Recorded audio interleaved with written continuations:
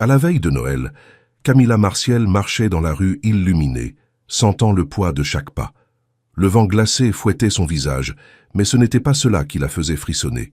C'était l'inconnu. Julia, sa fille de 4 ans, lui serrait la main très fort, comme si elle pouvait empêcher le monde de s'effondrer sur elle. Les valises roses, excessivement remplies, étaient traînées par la mer, marquant chaque mètre parcouru après l'expulsion. Il n'y avait nulle part où aller. Plus de porte où frapper, plus de téléphone à appeler. Toutes les tentatives avaient échoué, et maintenant elles n'étaient plus que 2 ombres marchant au milieu d'une nuit qui aurait dû être festive. Camilla essayait de garder son sang-froid devant sa fille, mais intérieurement son esprit tourbillonnait dans un chaos de peur. Elle se souvenait de chaque « je suis désolée » entendu ce matin-là. Les amis avaient à leur famille, leurs engagements, leurs raisons de ne pas accueillir une mère désespérée et une enfant épuisée. Elle essayait de comprendre, mais la vérité était trop dure. Personne ne les voulait près d'elle. 2 vies tenant dans 2 valises, 2 âmes sans destination, et pourtant Camilla s'obstinait à conserver ce qui restait de dignité. Julia marchait en silence, ce qui était rare. La petite, d'ordinaire bavarde, semblait ressentir le poids de la nuit. Ses yeux curieux regardèrent les lumières de Noël dans les maisons alentour, observant les sapins colorés et les foyers chaleureux, si différents de la réalité qu'elle vivait. « Maman, on va où maintenant ?» demanda-t-elle d'une toute petite voix. Camilla serra la main de sa fille. « On va se reposer un peu, mon amour, maman va trouver une solution. » Mais elle ne savait pas comment. Ce fut alors qu'elles trouvèrent un tronçon de rue plus silencieux, presque caché par les hauts murs des demeures. Camilla reconnut le genre de quartier, maisons immenses, portails automatiques, jardins impeccables.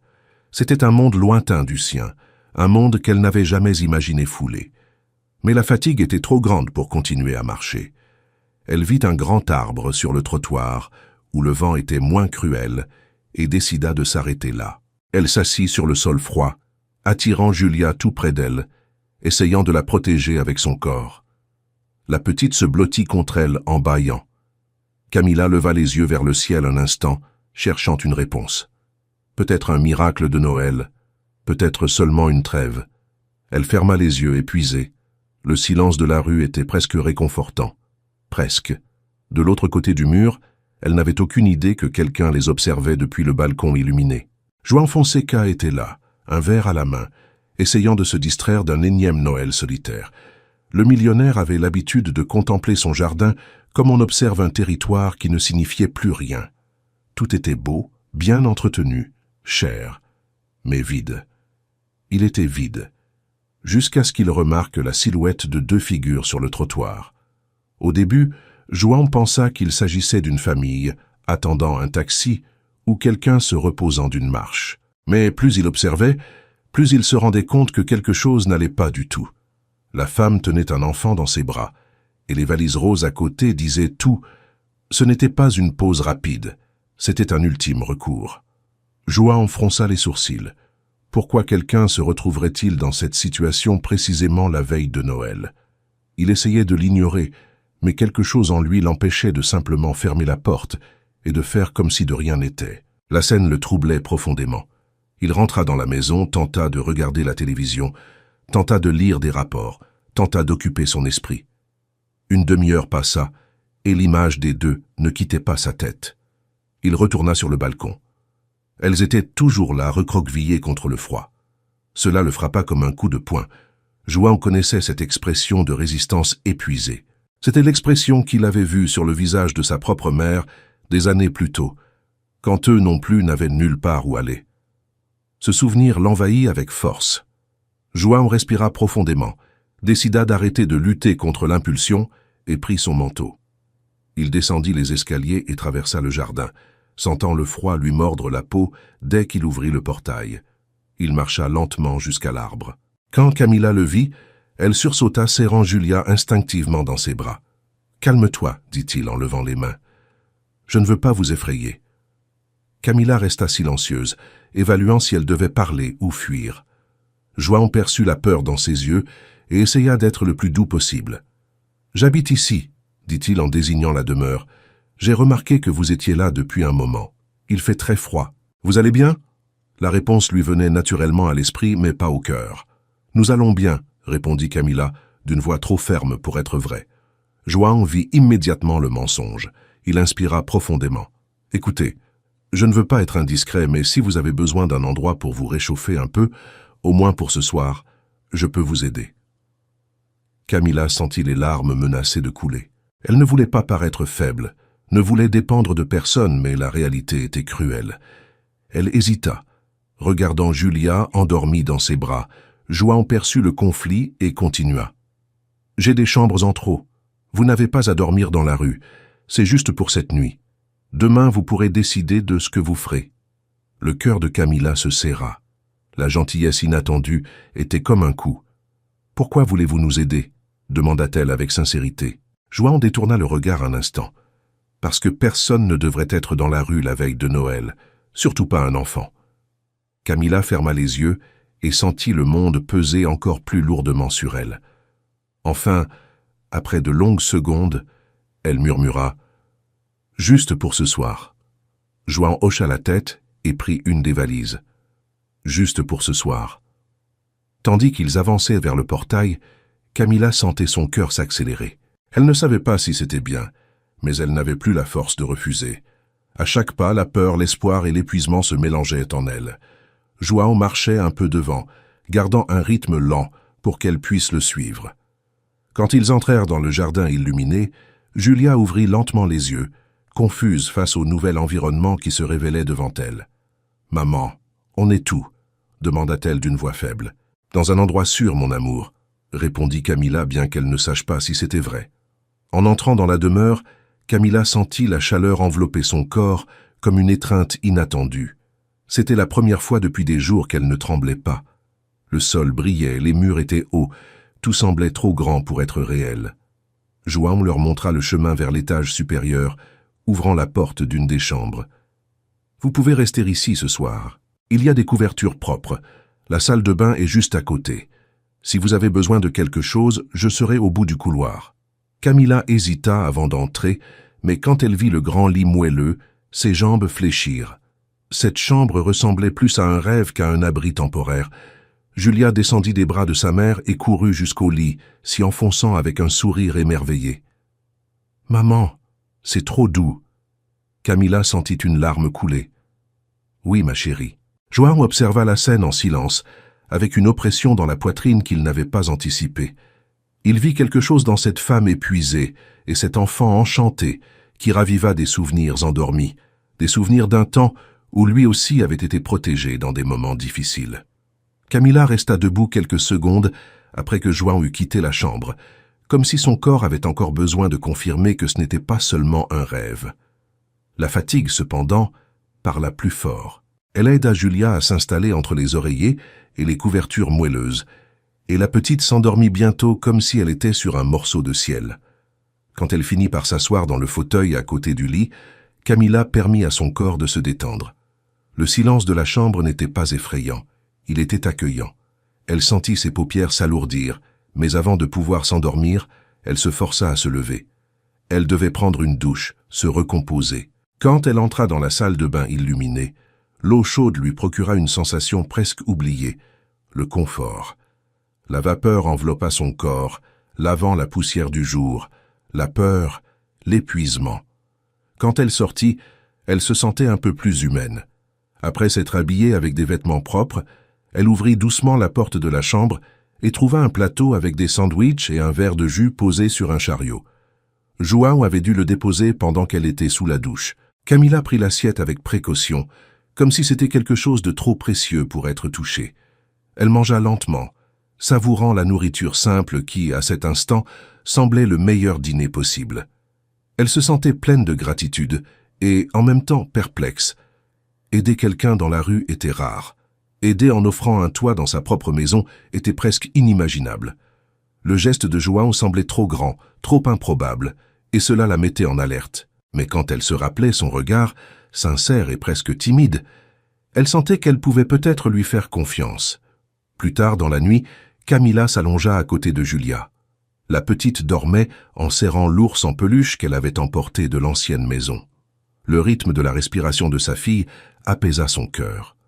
Quand elle finit par s'endormir, ce ne fut pas avec peur, mais avec un fil d'espoir qu'elle ne savait même pas encore posséder. Le lendemain matin, ce fut la lumière douce filtrant par la fenêtre qui la réveilla.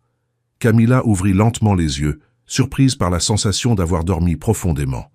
Elle sentit le lit moelleux, l'odeur suave de la chambre, et, pendant un instant, oublia la réalité. Mais elle se souvint ensuite. Noël, la demeure, l'expulsion, João, l'invitation temporaire. Elle tourna la tête et vit Julia réveillée, assise sur le lit, regardant par la fenêtre avec un sourire curieux. « Maman, regarde, il y a un jardin géant. » Camilla s'assit, passant la main dans les cheveux de sa fille. « Oui, mon amour. Mais on ne touche à rien sans demander, d'accord ?» Julia hocha la tête, toujours émerveillée. Après s'être préparée, Camilla prit la main de sa fille et elles descendirent ensemble le large escalier. La maison semblait encore plus grande à la lumière du jour, comme si chaque détail brillait davantage. Quand elles arrivèrent au rez-de-chaussée, elles entendirent des voix étouffées venant de la cuisine. Camilla hésita, mais João apparut alors, vêtu d'une chemise simple et d'un pantalon confortable. Il sourit. « Bonjour. Vous avez bien dormi ?» Julia courut vers lui avec la confiance spontanée des enfants. « Tonton João, le lit, c'est un nuage !» João rit et regarda Camilla, qui lui rendit un sourire timide. « Ça me fait plaisir. J'ai préparé le petit déjeuner. Vous voulez manger ?» La table était si belle que Camilla ne sut presque pas comment réagir. Il y avait du café, du jus, des pains, des fruits et même un petit gâteau. « Vous n'auriez pas dû... » dit-elle, encore incertaine. « Je sais que je n'étais pas obligée, » répondit João en posant une tasse devant elle, « mais j'en avais envie. » Julia dévorait déjà un morceau de gâteau, riant entre chaque bouchée. Camilla observait tout, essayant de comprendre quand la vie avait permis ce petit miracle. Après le petit déjeuner, João montra le jardin à Julia. Camilla les suivit, gardant une certaine distance, observant l'homme qui, la veille encore, était un parfait inconnu. João marchait avec la petite sur la pelouse, lui montrait les fleurs, lui expliquait le nom des arbres. Julia l'écoutait comme si elle découvrait un nouveau monde. Camilla sentit quelque chose fleurir en elle, quelque chose qui l'effrayait et la calmait à la fois. Le reste de la matinée passa rapidement. Quand ils rentrèrent, Camilla décida qu'il était temps de remercier et de partir. Elle ne voulait pas abuser de sa générosité. Elle chercha João dans le salon et le trouva assis sur le canapé, travaillant sur son ordinateur. « João » appela-t-elle. Il leva les yeux. « Oui. » Elle inspira profondément. « On est resté ici trop longtemps. Je vous remercie pour tout, vraiment. Mais il faut qu'on parte. » João ferma lentement l'ordinateur portable, comme s'il pesait chaque mot avec soin. Pour aller où? La question sonnait plus comme une inquiétude que comme une interrogation. Camilla déglutit. Je trouverai un endroit, peut-être un foyer. João resta silencieux longtemps, puis finit par dire « Je ne pense pas que ce soit sûr, ni pour toi, ni pour Julia. » Camilla sentit sa poitrine se serrer. « Je sais, mais je ne peux pas rester ici pour toujours. » João inspira profondément. « Restez encore aujourd'hui, juste aujourd'hui. C'est Noël. » Camilla faillit refuser, mais elle vit alors Julia assise par terre, jouant avec des petites pierres colorées qu'elle avait trouvées dans le jardin. La petite semblait si heureuse que son cœur se brisa. « Juste aujourd'hui » demanda-t-elle. João hocha la tête. « Juste aujourd'hui. » Mais au fond de lui, il espérait peut-être que ce soit plus. Ce deuxième jour, la maison commença à paraître moins intimidante. Camilla aida à ranger la cuisine, balaya le couloir principal et plia même quelques draps qu'elle trouva dans le panier à linge. João le remarqua et dit « Tu n'as pas besoin de faire tout ça. »« J'aime aider, » répondit-elle en évitant son regard. Et en effet, elle aimait ça. Faire des choses la faisait se sentir utile à nouveau. L'après-midi, Julia demanda à regarder un film. João proposa d'utiliser la petite salle de cinéma de la maison. Camilla faillit refuser de peur de paraître intrusive, mais João insista. Ils s'assirent côte à côte sur le canapé, Julia entre eux deux, tenant un bol de pop-corn plus grand que sa tête. La petite riait fort aux scènes drôles, et João souriait chaque fois qu'elle le poussait du coude pour lui raconter quelque chose. Camilla essayait de se concentrer sur le film, mais elle remarquait chaque détail de la proximité subtile entre elle et João. Son bras près du sien, la chaleur qui irradiait, le silence confortable. Quand Julia s'endormit sur les genoux de sa mère, João éteignit le film. « Elle est incroyable », dit-il doucement, observant le petit visage paisible. « C'est tout pour moi », répondit Camila en caressant les cheveux de sa fille. João se tourna vers elle. « Et toi, tu es tout pour elle. » Camila sentit son visage s'échauffer et détourna le regard. « Je fais ce que je peux. » João inspira profondément. « Tu fais plus que beaucoup ne feraient. » Après avoir ramené Julia dans la chambre, Camila revint au salon et trouva João sur la véranda, regardant le ciel. Elle hésita avant de s'approcher. « Merci pour aujourd'hui et pour hier. » João se tourna. « Pas besoin de remercier. Toi et Julia avez apporté de la vie dans cette maison. » Camila resta silencieuse. Elle sentait que quelque chose changeait entre eux, quelque chose d'invisible mais grandissant. João fit un pas vers elle. « Camila, je peux te poser une question ?» Elle hocha la tête. « Le père de Julia, il est présent ?» Camila sentit l'ancienne douleur lui transpercer la poitrine. « Non, il est parti dès qu'il a su pour la grossesse. Il a dit qu'il n'était pas prêt à être père. » João serra la mâchoire. Il ne sait pas ce qu'il a perdu. Camila faillit sourire, mais la tristesse était toujours là. On s'en est sorti. Je sais, mais tu n'aurais pas dû être seul. Le vent souffla entre eux doux, comme si le monde décidait de s'adoucir un instant. João s'approcha encore un peu. Si tu veux rester, pas seulement aujourd'hui, tu peux rester. Camila écarquilla les yeux. João, Il leva la main, doucement. Je ne demande rien. C'est juste une invitation. Tu as besoin de stabilité. Julia a besoin d'un foyer. Et moi, j'ai besoin de compagnie. Camila sentit son cœur battre trop fort. Je ne sais pas. João sourit, tranquille. Tu n'as pas à décider maintenant. Juste, réfléchis-y. Cette nuit-là fut silencieuse mais pas vide. Camila s'allongea à côté de Julia et regarda longuement le plafond. La maison lui était étrangère, mais en même temps accueillante. João était un inconnu, mais si différent des autres. Quand elle finit par s'endormir, ce ne fut pas avec la peur du futur, mais avec le doute lumineux de celle qui sent que peut-être, seulement peut-être, la vie est sur le point de changer. Le lendemain matin, Camila se réveilla avec une étrange sensation de calme. Elle se leva doucement, observant Julia encore endormie, paisible comme elle ne l'avait pas été depuis des mois. Quand elle sortit de la chambre, elle trouva João qui l'attendait dans le couloir, tenant 2 tasses de café. Il sourit, timide, presque inquiet. Camila sentit quelque chose réchauffer sa poitrine, quelque chose de nouveau, d'inattendu. « J'ai réfléchi à ce que tu as dit », commenta-t-elle en acceptant la tasse. João garda le regard fixe. « Et tu as décidé ?» Camila inspira profondément, sentant le poids et la légèreté du choix. « J'ai décidé d'essayer. J'ai décidé de rester. » João sourit, sincèrement, comme quelqu'un qui reçoit un cadeau rare.